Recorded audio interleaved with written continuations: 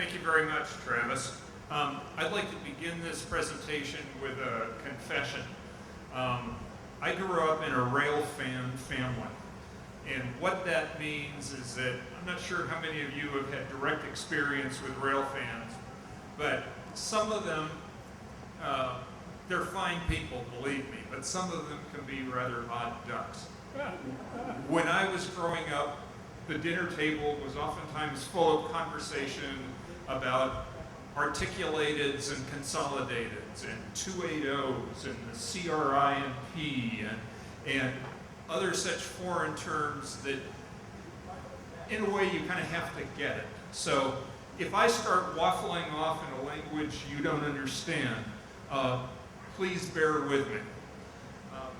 Over the next few minutes, I'm going to be talking about the railroads of northern New Mexico, but a title like that tends to bring forth just kind of a dry recitation of here's railroad A, B, and C.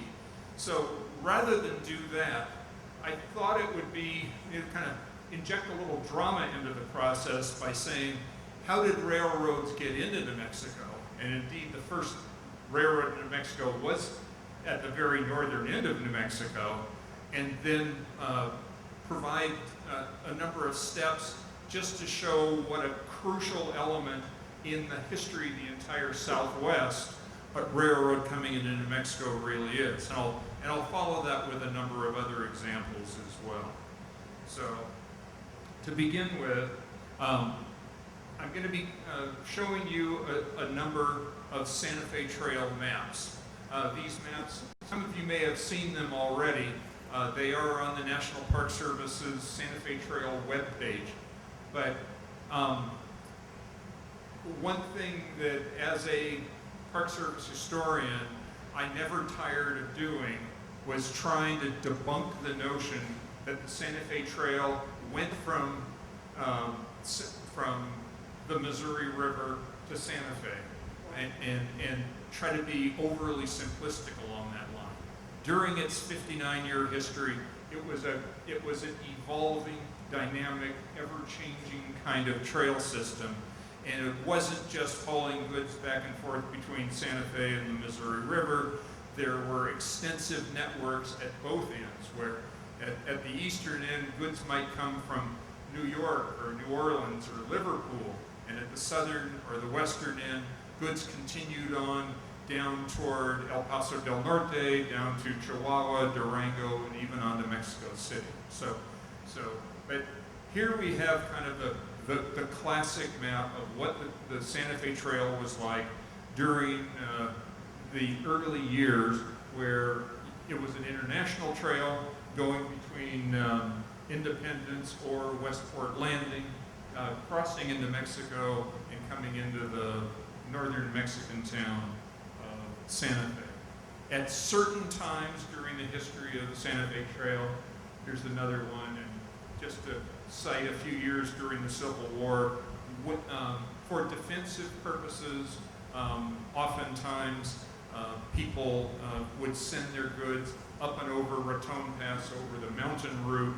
The Cimarron route, which was in the last slide, was the most direct and the quickest route, but it was also chancy because there were the water resources could not always be relied upon, and also there were times in which dangerous activity among Native Americans made it safer to take an alternate route.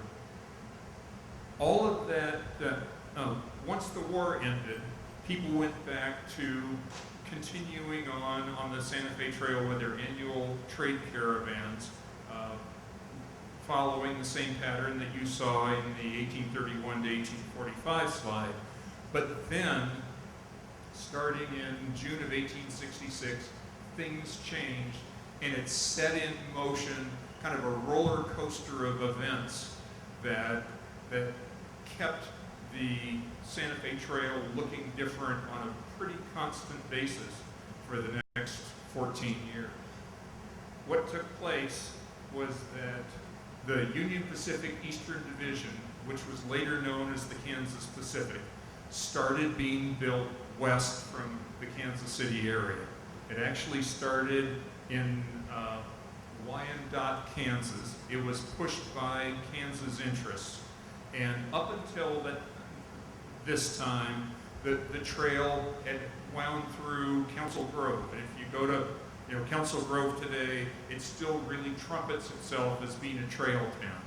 But because the goods over this went far more economically by railroad than they did over a trail, once the rails of the UPED were completed west to Junction City, all of a sudden Council Grove saw no more Santa Fe Trail traffic. And as this railroad was extended west, the old trail became empty as you went farther and farther west. So this continued by just the following year. It's still called the Union Pacific Eastern Division at this point, and it's continued over to Fort Harker or the Ellsworth area, and then from there on in, there's kind of a intermediary wagon road to get down to the traditional Santa Fe Trail route, and then on over the Cimarron route all the way to Santa Fe. This continued as it's still the UPED. By 1869, in order to clear confusion with the actual Union Pacific Railroad, the name changed over to the Kansas Pacific. But what this created, this series of trail towns, it created its own series of hell on wheels towns. And in fact, a historian through the Santa Fe Trail Association has written an excellent series of vignettes about there are actually 12 different hell on wheels towns that you'll see as in this sequence of slides. That as time goes on, a number of these towns, most of whom are still around today, had these kind of wild heyday of towns where goods were taken off of the train and transferred over to trail traffic. Of course, each time the railroads are extended, the effective length of the Santa Fe Trail gets shorter and shorter. After June of 1868, it continues. The railroad continues all the way to Sheridan, which no longer exists. It's in Logan County, Kansas, and because it goes so far west, the route that people take is no longer the shortcut, the Cimarron route. Instead, you're coming down to Fort Lyon, which is right around Las Animas, Colorado, and people continue over the mountain route into Santa Fe. And of course, this is a two-directional thing, so everything I've said about westbound traffic applies equally well for eastern traffic as well. As you can see, up until now, the kingpin in terms of the railroad that is hauling traffic west for the Santa Fe Trail is the Union Pacific Eastern Division, or what by 1869, it's being called the Kansas Pacific. There are no real rivals on the horizon at this time, but stay tuned, folks, because you're going to start seeing some changes there. By 1870, the railroad tracks have been continued all the way to Kit Carson, Colorado, and before long, there's once again a kind of a temporary stage road thrown down to the old Santa Fe Trail, and the traffic continues from right around Las Animas on to La Junta, up and over Raton Pass, and so on down to Santa Fe. However, as you can see, by 1873, there is a new railroad in the picture. The Kansas Pacific interest, which had been represented primarily through prominent Kansas, a fellow named Colonel William A. Phillips had been major element in the Kansas Pacific, there is a new rival in the Santa Fe Railroad run by Cyrus K. Holliday. The Santa Fe Railroad formally began as the Atchison and Topeka Railroad.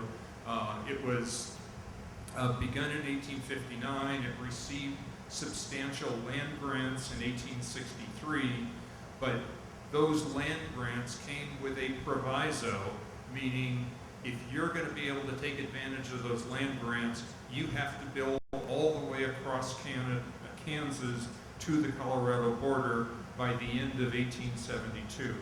So Holliday did not get a mile of traffic built until 1868. He had some catching up to do, and so throughout the 1868 to 72 period, he was playing catch up. Yes, the line was being built across Kansas through Hutchinson and Great Bend and on to Dodge City, but none of that had any impact on Santa Fe Trail traffic because the Kansas Pacific tracks went farther west and were more effective in shortening the trail distance. But by 1873, as you can see, the Santa Fe, which in 1860, actually by 1863 had become the Atchison, Topeka, and Santa Fe Railroad, had been built all the way to Grenada, which is pretty much close to the eastern border of Colorado, just a few miles from the Kansas border. And through the Fort Union, Grenada military road or stage road, it was providing direct competition with the Kansas Pacific for Santa Fe Trail traffic. So you could either or during this 4-month period.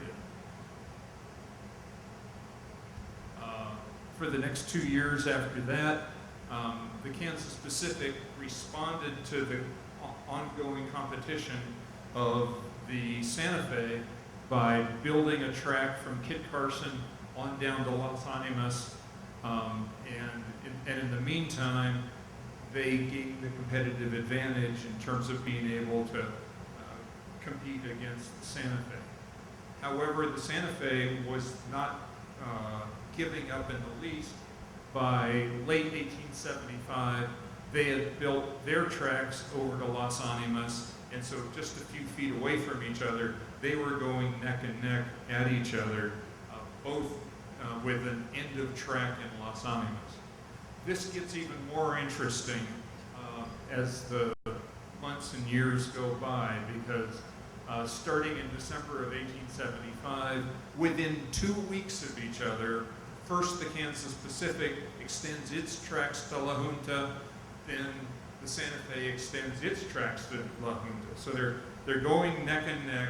Both of them are looking to both capture the Santa Fe trail traffic. More important though, they have visions of reaching into the Southwest, tapping not only into the Southwest trade itself, but let's face it, New Mexico Territory at this time has 60, 70,000 people.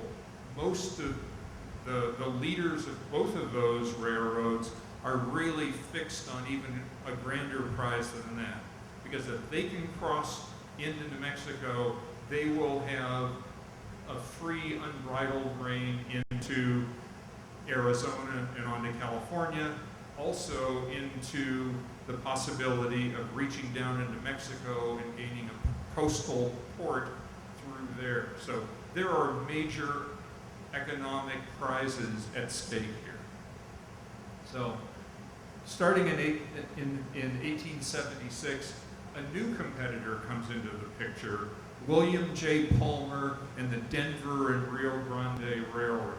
This is an outfit that just started in 1870 out of the upstart town of Denver. They're dropping down from Denver to Colorado Springs and heading down toward Pueblo. You can see that the Santa Fe Railroad by this time has extended its way to Pueblo too, hoping to be able to reach into interior Colorado and some of the major gold and silver mining districts at that place.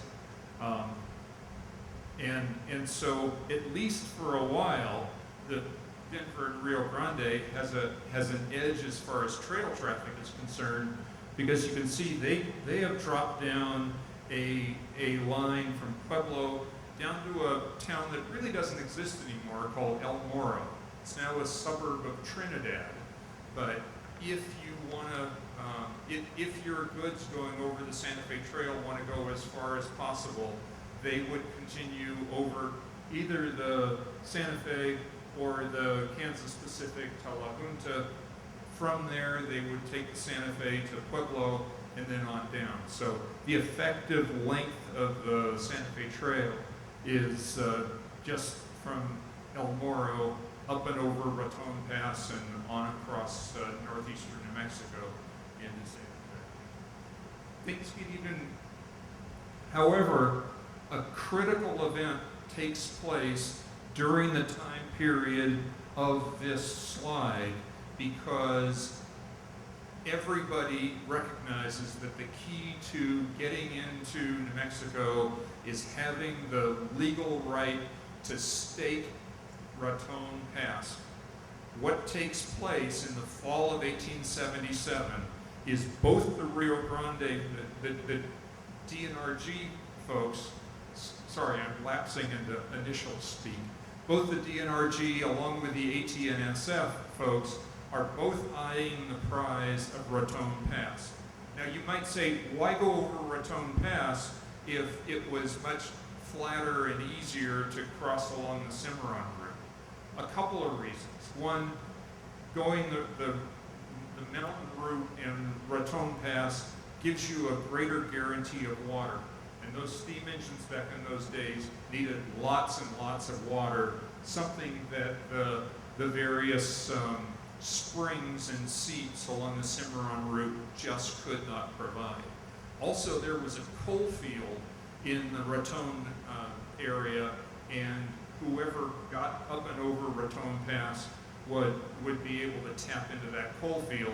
Very important for keeping the steam engines going. But also keep in mind that Raton Pass, if you were a railroader, was a major engineering feat. To a car, a 3.5% grade is not huge. To a steam engine, that is a major feat of engineering, trying to get up and over past that steep. Most mainline railroads today have a maximum of a 2% gradient. So going up and over a 3.5% grade to climb Raton Pass was something that was part of the cost of doing business, and the eventual railroad that was able to conquer Raton Pass needed helpers. In other words, they were backup steam engines that provided that extra oomph to get up and over the pass. They'd go up and over to the far side and then drop off on the other side once they regained flat land. But I'm getting a little bit ahead of my story here, because the battle over who was to enter New Mexico was decided one night in late February of 1878. Sources do not universally agree on when this event took place. It might have been February 20th, might have been February 26th, might have been early March. All depends on who you read. But what took place was there was a train, a DNRG train coming down from Pueblo that had a survey gang from the DNRG that was riding in the train. They were going to come into El Moro and start staking that grade over Raton Pass. Once the grade got staked, they had the legal right to go over the pass, because the pass simply doesn't allow room for more than one railroad. So the chief surveyor of the DNRG felt confident that they had Raton Pass in the bag. On that same train, however, was A.A. Robinson and I've got to make sure I get his name right, Ray Morley, both of whom were Santa Fe engineers. They did not have any surveying crew with them. However, both of those groups knew that the other party was on the train. But because the DNRG folks had all the survey crew members, they thought they had it locked up. They pulled into a hotel in El Morro, went to sleep for the night, and figured in the morning they'd go ahead and start staking the grade. Well, Robinson and Morley weren't going to have any of that. Morley was a personal friend of Dick Wooten, the fellow who owned the roadhouse going, most of the way up Raton Pass. Wooten wanted the Santa Fe to have rights over Raton Pass. There happened to be a dance being held at Wooten's roadhouse that evening, and when Morley got up there, he asked the crowd who would like to make a few extra bucks. And starting at about 1 in the morning, he employed everybody at that dance party that wanted to make a few extra dollars, and in the middle of the night, they staked that grade. So the fellas from the DNRG show up heading south out of Trinidad, starting up the grade the following morning, 5:30, 6 o'clock. They see Morley, Robinson, and this kind of scattered crew of folks coming back down the pass. You can imagine what's going on in the minds of the DNRG folks, but it's all over but the shouting by this time. The Santa Fe has the legal right to go over the pass, and DNRG withdraws. Later, they get some compensation in another fracas in which the same two parties are pitted each other. They are awarded the route through the Royal Gorge, heading west out of Pueblo, so that they can access the Leadville area, which is a booming gold and silver mine at the time. But that's another chapter entirely. Santa Fe gains the right to go up and over Raton Pass and on into New Mexico. Based on that, the Santa Fe folks act quickly by, depending on the accounts you read, either in late November or early December of 1878, they have built that line up to the top of the pass and entered New Mexico. Now, it's kind of a jury-rigged outfit. Those of you who have traveled the Raton Pass Railroad line know that there's about a half-a-mile long tunnel at the top of the pass. It takes a long time to bore out a tunnel. So what they did was they actually had kind of a zigzag track that went up and over the top of the pass completely, which they used for about 8 or 10 months until the tunnel was finished being bored through. But by February of 1879, the line had been built up and over Raton Pass and on down to Willow Springs and a town right near there, which was founded as Raton that year. And the line was built as far as the now vanished place called Otero. So you can see that by July of 1879, they pushed on past Raton Pass, past Otero, and as part of the July 4th celebrations in Las Vegas, New Mexico, the railroad steams into Las Vegas. And just a few months after that, in early February of 1880, the railroad is built all the way to Lamy, New Mexico. It was called Galisteo Junction at that time. The citizens of Santa Fe, who have been ruling the roost for 200 or 300 years in terms of being a transportation depot, the railroad folks say, you guys are out of the way as far as where we want to go. We're heading for Albuquerque. You guys are up a slope and not in the direction we want to go. If you expect to be connected by the railroad, build your own spur and you can go ahead and connect to us. So the city fathers, given that ultimatum, put together a bond issue, and over the next 4 or 5 months, were able to connect the 18-mile spur between, well, into the line, which is about 200 yards up there, and Lamy down on the main line. So that in a nutshell is the story of how the railroad came to New Mexico. But there were other railroads that are also a prominent part of New Mexico's past. What you see here is a line showing what took place with the Santa Fe after it reached the town of Santa Fe. It continued on down to Albuquerque in April of 1880, and it just continued going south. On the one hand, they wanted to reach El Paso, but they had grander ambitions in mind. So they continued south. You can see where the town of Rincon is.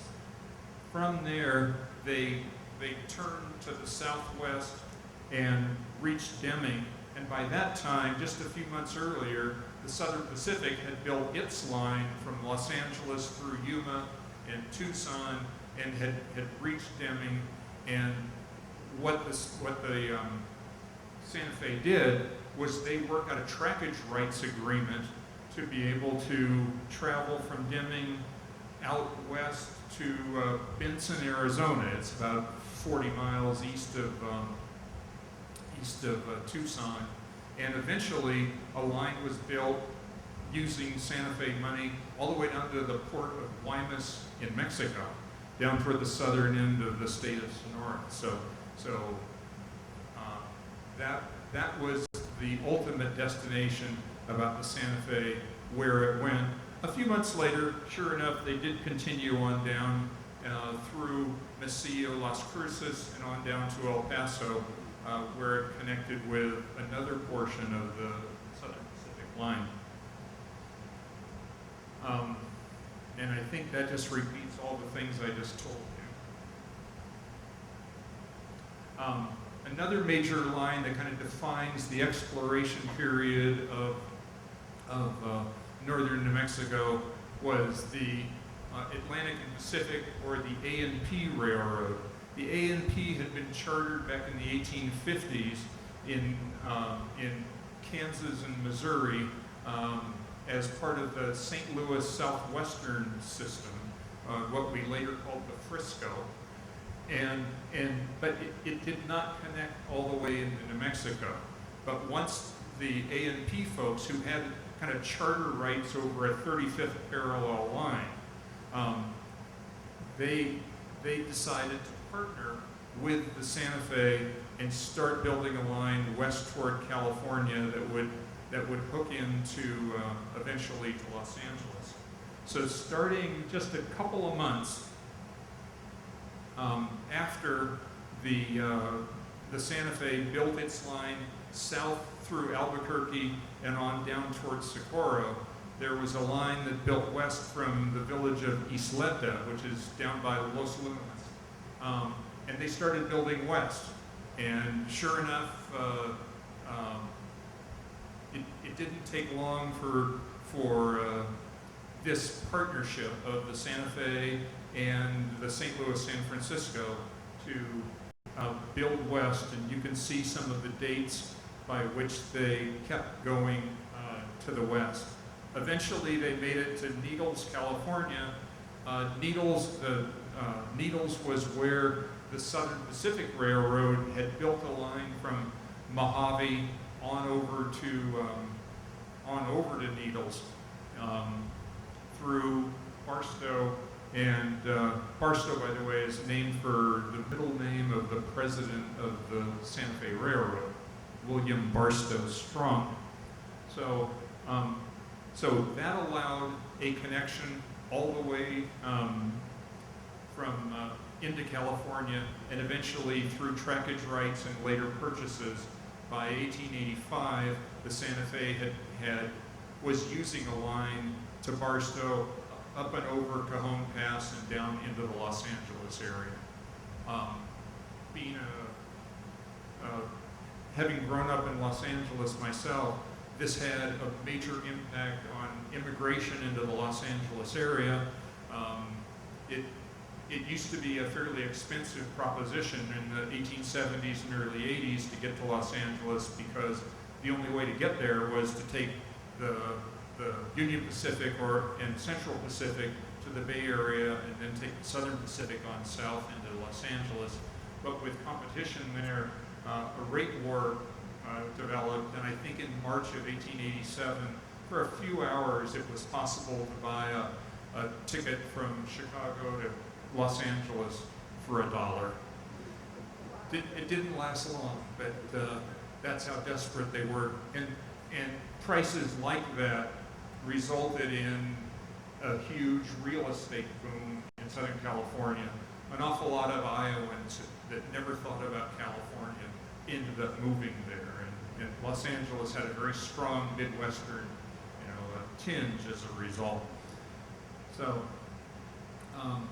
you can see that there are a number of other railroads that I guess I could go into some brief detail about, but you can see that kind of angling from southwest to northeast through Vaughan and up toward Tucumcari, there was something called the CRIMP, the Chicago, Rock Island and Pacific.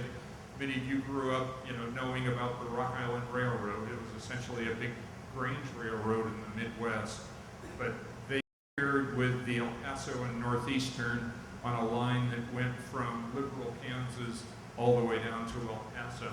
That was completed about 1904, 1906, somewhere in there. There was the New Mexico Central, which is that kind of north-south red line between Torrance heading up to Santa Fe, was meant to be an agricultural line which was built pretty late, once again about 1903, 1905, and once automobiles started becoming more popular and trucking, it didn't last very long. The Southern Pacific ended up buying it out, and it was closed down about 1926, 28, something like that. And you can see a line heading up to the Dawson coal mine. That black railroad up in the kind of northeast corner was part of a line that went from Denver all the way to Fort Worth and kind of angled across New Mexico. It was part of the Colorado Southern system. So here's kind of a blow-by-blow detail of some of the other railroads that defined early New Mexico's history. Some of them are still part of major railroad lines. That Colorado and Southern is still being operated, but a lot of these lines have kind of gone by the boards over the years. So I'd like to thank you very much for the presentation, and I'd love to have any questions you might want to ask.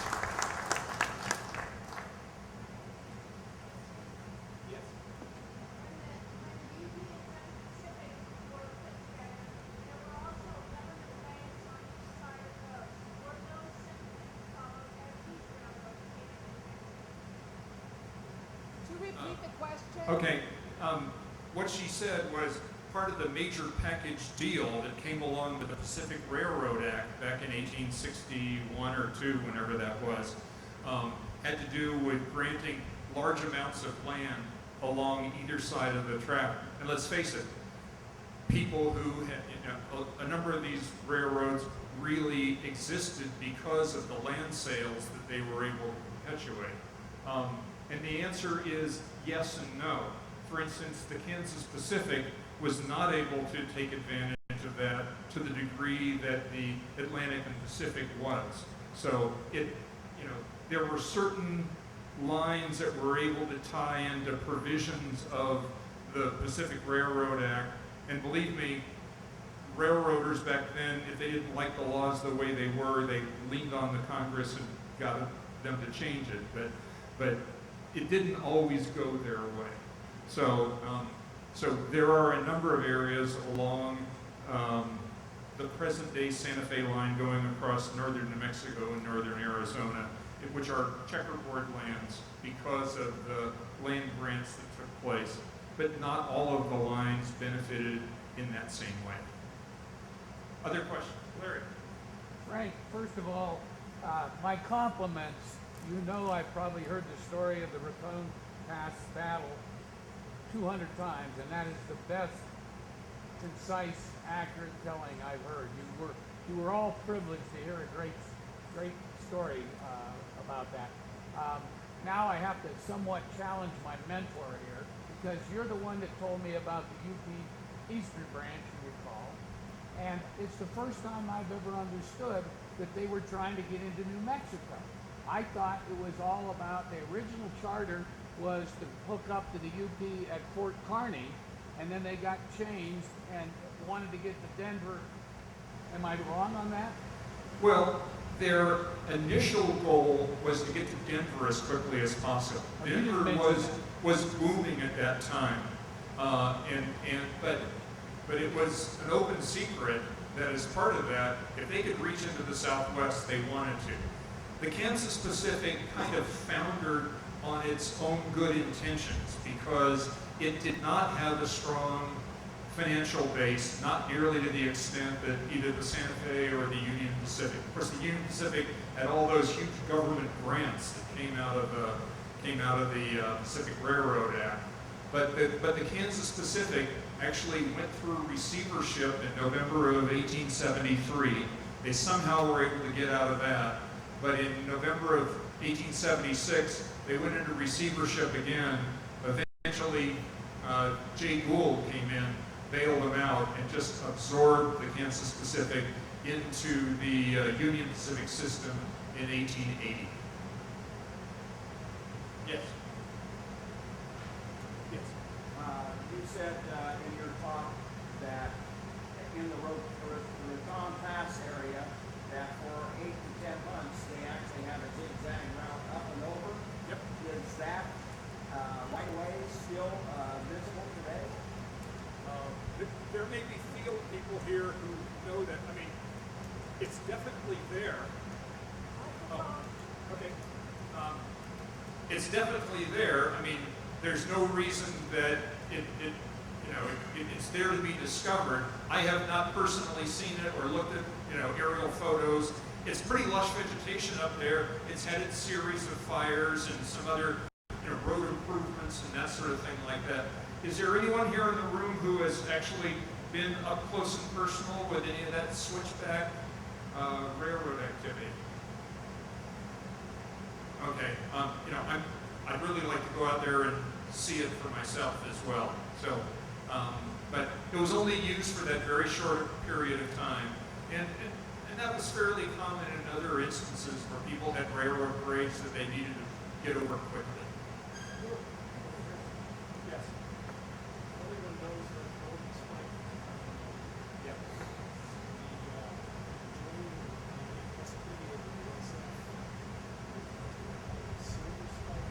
Would that have been illegal or endemic? Okay.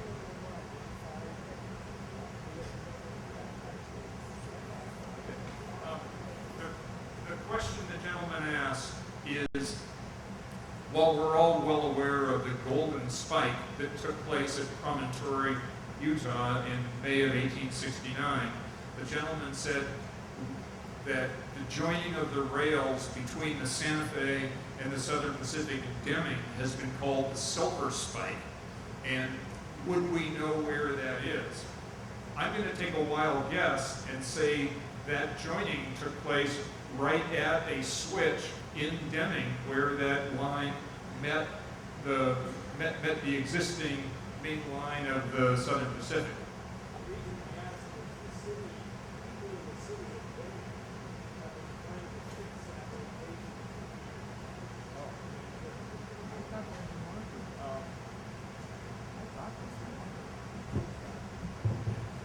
Believe me, I don't have any wisdom that people in Deming don't have, but I'm going to make the heroic assumption that assuming that the right-of-way has not changed of that cutover from between Hatch and Deming, that it's going to be right at that immediate area where the line comes into the Southern Pacific. Of course, the Southern Pacific is now the Union Pacific, but historically, where that joining took place. Yes? Did the railroads finance the specialty cars like Pullman and refrigerated and that? Oh, absolutely. I mean, The question was, did the railroads finance the specialty cars, the fancy Pullmans and other things? Once the railroads were built, it was up to the railroads themselves to furnish the locomotives, the ties, the equipment, and the signals and everything else that came along with it. Larry? Frank, can you comment on John Fremont's role in both the UP Eastern Division, if I remember right, and also the A&P? Because I think he was involved with both at different times. Well, the question is, what is John Fremont's role in both the Kansas Pacific and in the A&P? I'm going to stick my neck out and, with some confidence, not knowing whether this is an accurate answer or not.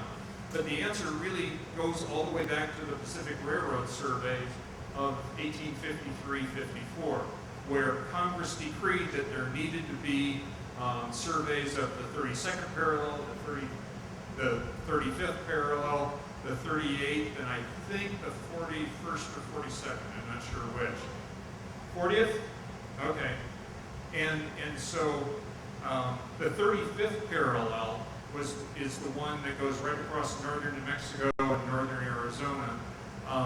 And based on your question, I wouldn't be surprised if Fremont had some role in either planning or implementing that expedition. What little I know, I'm pretty sure he was a major investor in the UP Eastern Division, or a significant investor, and I believe was the one who came up with the name Union Pacific Eastern Division to confuse the public for investment purposes that this was part of the Union Pacific going to the coast.